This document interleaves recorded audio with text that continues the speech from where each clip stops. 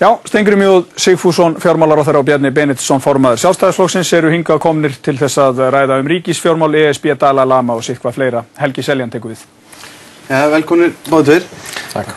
Við skulum bara aðeins byrja á þessum málum sem varða þessa heimsókn Dalai Lama sem að síðan hefur undið svolítið sérkennilega upp á sig, en bara byrja á þér, Bjarni. Hvernig svona horfði þetta við þér og fannst þér ekki svolítið vandræðagangur í gangi í ríkisstjórninni að varðandi þessa heimsókn að fyrst virtist enginn alltaf hitt hann en svo einhvern veginn kepptust menn við að taka svona allavega stuttan fund með honum í gær?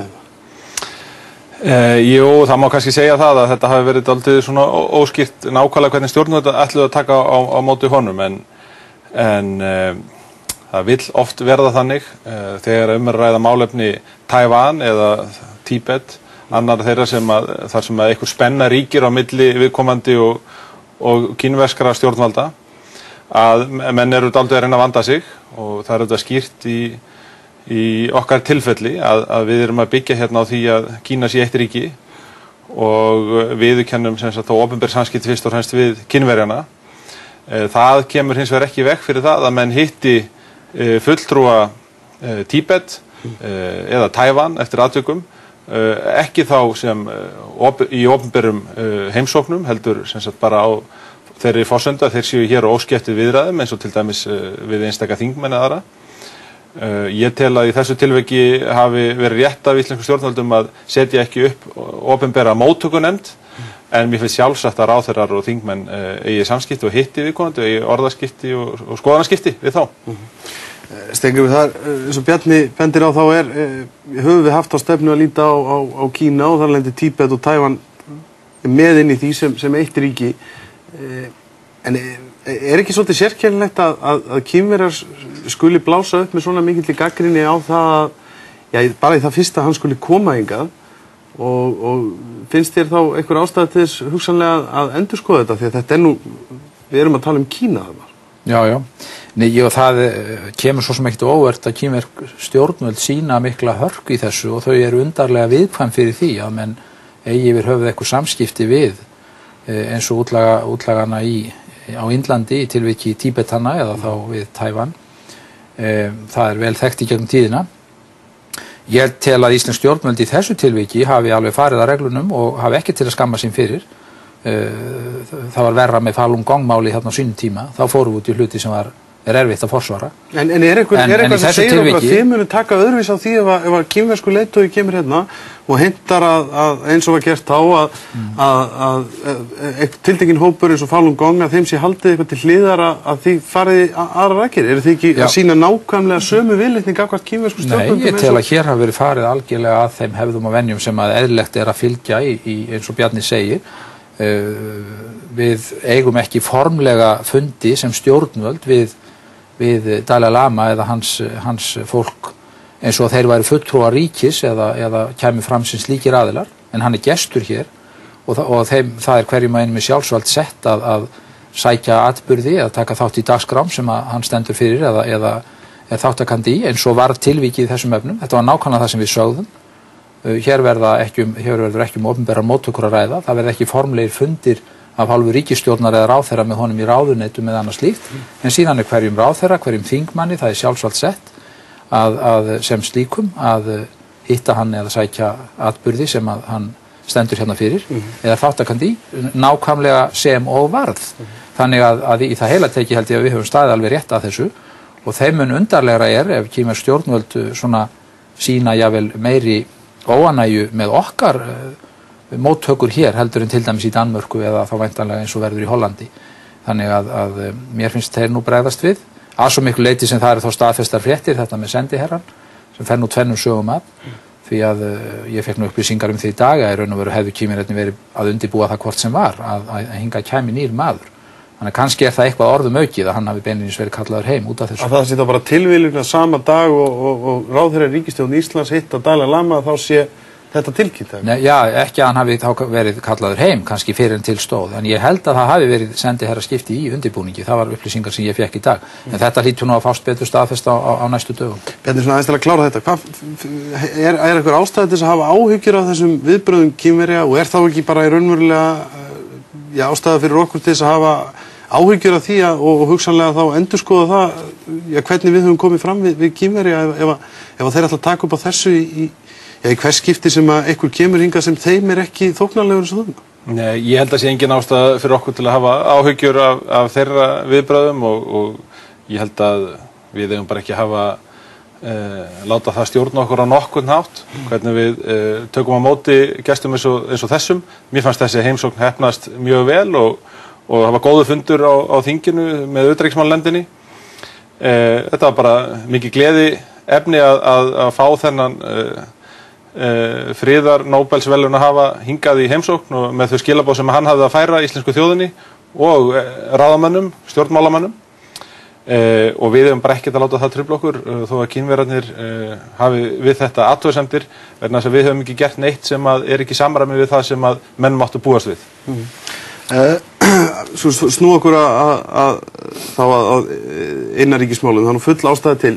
Í morgun þá er stór fyrirsögn framan á Morgunblaðinu sem segir að staðan sé miklu verri heldur en áður hafi verið talið og hefur hún nú svo sem ekkert verið neitt sérstaklega, ég segi bara gáfuleg fyrir okkur Íslendinga. Hvað er nákvæmlega verið að meina og hvenær verður það sem að þið getið, stjórnvöld, sagt okkur nákvæmlega hversu erfið þessi staða er og til dæmis bara með tilliti til þess hversu mikið við skuldum og þurfum að borga og skera niður?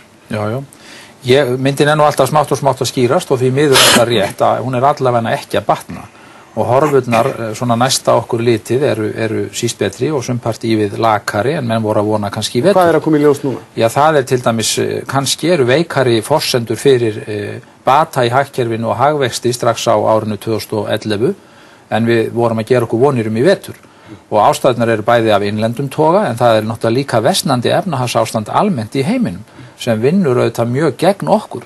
Sérstaklega vegna þess að við höfum auðvitað bundið vonir við og bindum vonir við að okkar útflutningsstarfsemi verði mótorinn okkar upp úr þessu og þá náttúrulega vinnur það gegn okkur þegar markaðir lækka og ástandið versnar á okkar helstu markaðsvæðum. Þannig að það þyngir fyrir fæti hjá okkur rétt eins og öðrum. Þannig að möguleikar okkar til að vinna okkur hratt í gegnum þetta og komast upp í gegnum kraftmikinn útflutning og sókn í atvinnulífinu þannig á grundvelli hagstæðrar samkeppnisstöðu sem að mörguleyti hefur þó skapast með lægra gengi krónunar og slíku. Það lítur kannski ekki alveg eins vel út og við höfðum vonað. Menn þekkja hvernig þetta er að þróast almennt. Erfiðleikarnir eru gríðarlegir strax hérna hinum megin við Atlantshafið í Bretlandi og víða á meginlandi Evrópu og Bandaríkin glíma við sína erfiðleika og eini hagvöxturinn í heiminum er í Suðaustur Asíu. Þannig að þetta lítur ekkert mjög vel út hér á Vesturlöndum. Og það vinnur gegn okkur eins og ég segi.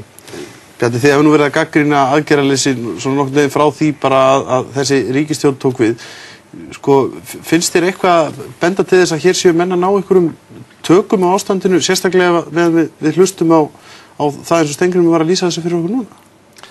Nei, þegar þessi ríkisstjórn tók við, að þá hafði verið búið til hérna eitthvað sér íslenskt vandamál sem hafði ekkert með ástandið á alþjóðlegum mörkuðum að gera, ef ég man rétt. Það var pólitíska skýringin.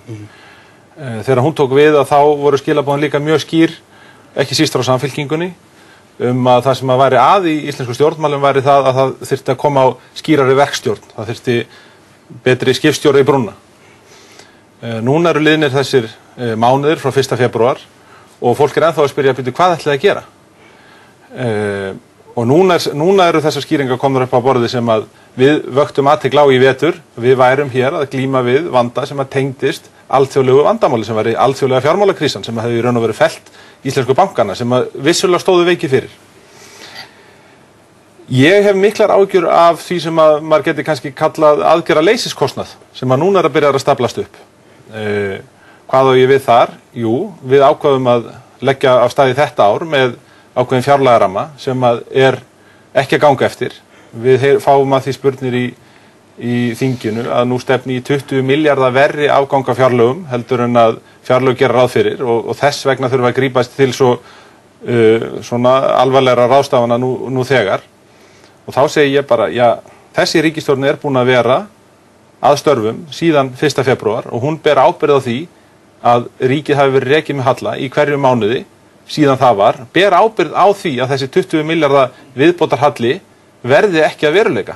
Hún ber auðvitað ábyrgð á því að við stöndumst fjárlög þessa árs og það þýðir ekki alltaf bara að einblína á tekjuhliðina og trúa því að með auknum álögum þá sé hægt að ná í meiri ríkistekjur, vegna þess að við höfum einmitt sagt við þurfum að fá skattstofnana til þess að byrja að skila tekjum aftur til ríkisins, heldur verður auðvitað líka að fara að koma með plönunum það hvernig á að skera niður og það ekki ennþá komið fram, nú komið júní og menn hafi ekki ennþá svarað því, fóru gegnum kosningar líka á þess að svara því hvernig nætti að ná hagræðingu í ríkisrekstrinum.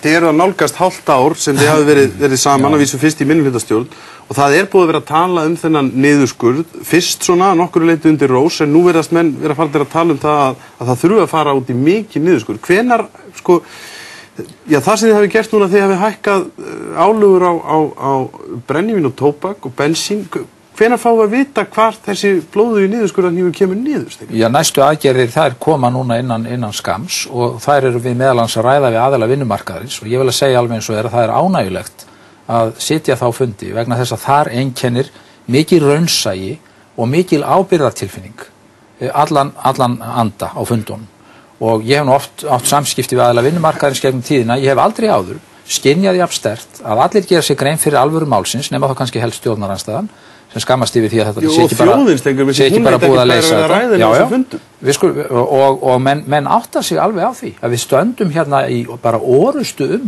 efnahagslegt sjálfstæði Íslands. Mér finnst Bjarni Benediktsson vera að gleyma hérna einu smáræði þegar hann setur hlutina svona upp að vandinn sé bara sá að þessu skuli ekki öll hafa verið kippt í liðin frá 1. febrúar. Við tókum hérna við þrotabúi Bjarni Benediktsson, við erum í rústabjörgun og við erum að berjast fyrir efnahagslegri tilvist Íslands sem sjálfstæðsríkis og það dálítið digurbarkalega mælt af talsmanni úr sjálfstæðisflokknum að láta eins og það sé bara alveg sérstakur aumingjadómur okkar að þetta risavaxna áfall sem Ísland var fyrir í lokin á 18 ára valdaferli ykkar tæplega að það skulle ekki bara allt vera leyst. Það sem ég var að tala hér áðan var einfallega það að ég var að útskýra og svara spurningunum það af hverju hafa horfurnar heldur dökknað. Ég var ekki að segja að það væri bara við það að sakast. Megin ábyrgðin á því sem gerðist á Íslandi liggur hjá Íslendingur sjálfum. Við gerðum hérna rosaleg mistök í hagstjórn og efnahagspólitík á löngu árabili og hafi menn einhvern tímann verið sekir aðgerða og andvaraleysi. Það var á árunum með menn flutu sofandi að þessum feigðarósi sem við erum núna að berjast í.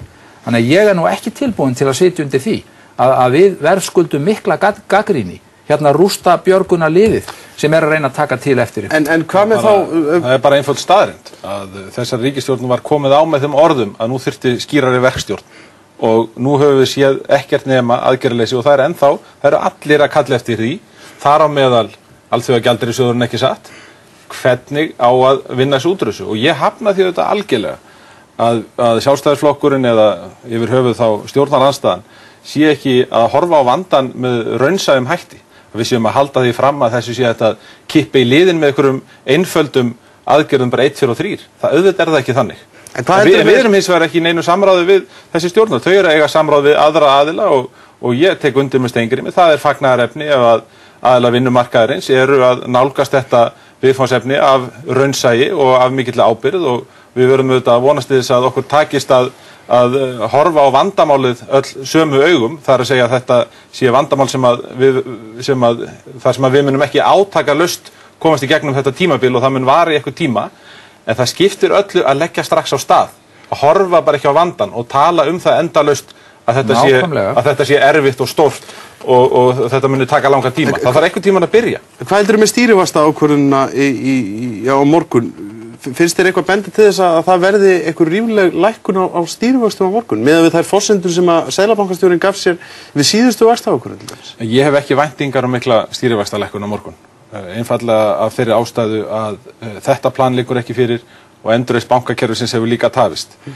Og ég held að eins heitt og ég trúi því að vextirnir séu allt og háir eins og þeir eru í dag, að þá les ég samt í skilaboðin sem að koma bæði frá Seðlabanka og Alþjóðagjaldeyrissjóðnum að gjaldeyrishöftin séu nú ekki heilög og þau leki alltaf og það sé ekki bara hægt að horfa til þess að með þau að þá getum við lækkað vextina að þá skiptir þetta miklu máli. Það skiptir gríðarlega miklu máli fyrir alla þá sem eru með væntingar lægri vexti og afnám gjaldeyrishafta að það verði hér teiknað upp plan ríkisfjármálin til næstu ára og að bönkunum verði komið aftur á lappirnar. Þetta skiptir öllu máli. Steingrímur, það lá alveg í orðunum hjá seðlabankastjórunum við síðustu vaxtaákvörðun að það þyrfti að gera, koma fram yfirlýsingar aðhaldi ríkisrekstri, það þyrfti að ganga frá endurskipulagningu bankana og útgöngu jöklabréfaeigendanna eins og orðaði það. Það hefur eiginlega ekkert að þessu gerst. Það þarf að semjum gjaldeyrislán við hinn Norðurlöndin. Við erum í viðræðum Icesave-málin. Altså, það verið að glíma við risavaxin verkefni á öllum vígstöðum. Býtu. Og ég vil nú bara segja alveg eins og að það er til dálítils mælst að okkar fáliða stjórnkerfi í öllu því annríki sem búið að vera hér síðan í október, þegar bankarnir hrundu, upplausnin sem var hér í desember og janúar, stjórnarskipti 1. febrúar, menn héldu landsfundi flokkana, menn undirbjuggu kosningar og framboð, menn kusu og menn mynduðu aftur ríkisstjórn og samhliða hafa með sinnt margs konar björgunaraðgerðum. Er það allt kosningunum að kenna á því að hér var farið út í það að halda kosningastíð? Ég er bara aðeins að draga upp í gegnum hvað við erum búin að fara Íslendingar síðan í október. Ég held að það sé öllum ljóst, en hvers vegna er ekki búið að fara út, okkur er ekki búið að klára til dæmis þetta með ríkisfjármálin, okkur er ekki búið að klára þetta með endurskipulagningu bankana og í því ljósi finnst þér líklegt að það verði einhver stýrivaxtalækkun? Við höfum nú þegar hafist handa. Við byrjuðum hér í síðustu viku, afla ríkissjóði tekna upp á 2,7 milljarða á þessu ári, 4,5 milljarða á ársgrundvelli. Stjórnarandstaðan var nú ekki ábyrgar en það að hún greiddi atkvæði gegn því og hvað gerði hún daginn eftir? Hún kom upp í óundirbúnum fyrirspurnatímum og heimtaði hækkun og atvinnuleysisbótum. Fyrir hvaða peninga? Ef má hvorki afla tekna, hvernig á þá að mæta kröfum aukin útgjöld?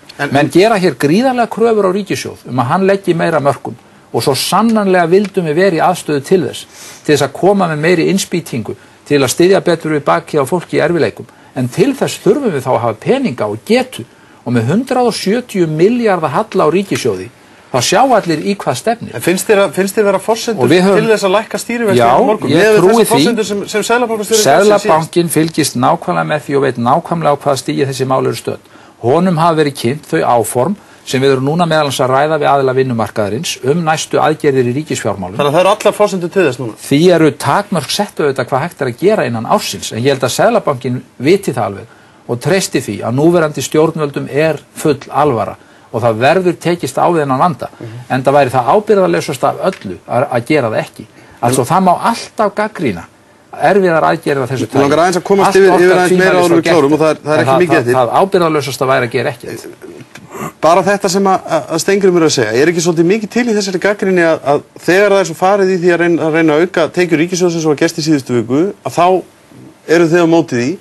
Er þetta ekki mitt svo leið sem að við bara verðum að fara? Það verður að fara einhverja blandaða leið af einhverjum niðurskurði og skattahækkunum, af því eins og Steingrímur að segja hérna, og þú ert að vissulega að taka undir, að þá er ástandi verra heldur en menn bjuggust við. Já, það er að hluta til verra vegna þess að það fellur til mikill aðgerðarleysis kostnaður á meðan að menn veit ekki hvert þeir ætla að fara.